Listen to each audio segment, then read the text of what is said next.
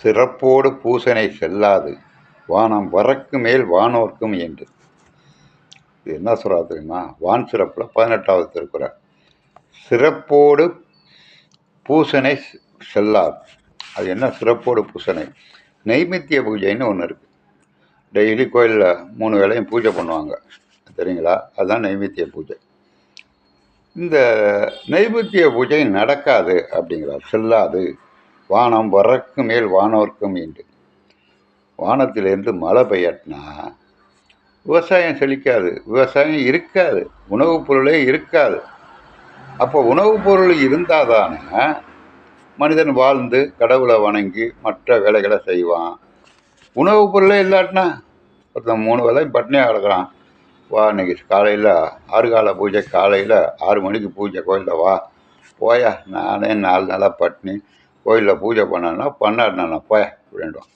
இதை தான் அவர் சொல்கிறாரு. வான் சிறப்பு ஏன் 2வது அதிகாரமாக வச்சார்?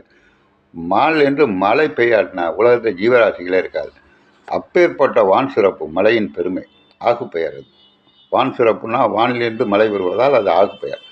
இந்த மழை பெய்யாட்டினா ஒருத்தன் கூட கோயிலுக்கு மாட்டான், கடவுளை வணங்க மாட்டான், பூஜைகள் நடக்காது, நைமித்திய பூஜையும் நடக்காது அப்படின்றாரு.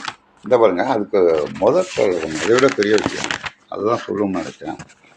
நெடுங்கடலும் தன் நீர்மை குன்றும் தடுந்தொழிலி தான் நல்காதாகிவிடேன். அதாவது பெரிய கடல், மழை பெய்யாட்டினானே பெரிய கடல் இருக்குது, அது பார்த்துக்காதான கடல் தண்ணியை பிடிச்சி வாழ முடியாது. 2வது, இந்த நத்தை முத்துன்னு சொல்கிறோமே, கடலில் சிப்பி போய் முத்து எடுக்கிறாங்கள, அது மழை பெஞ்சாதான் மழை தண்ணி தான் முத்தாக வருது. அப்போ அது பாதிக்குது. சிப்பி உயிர் வாழாது.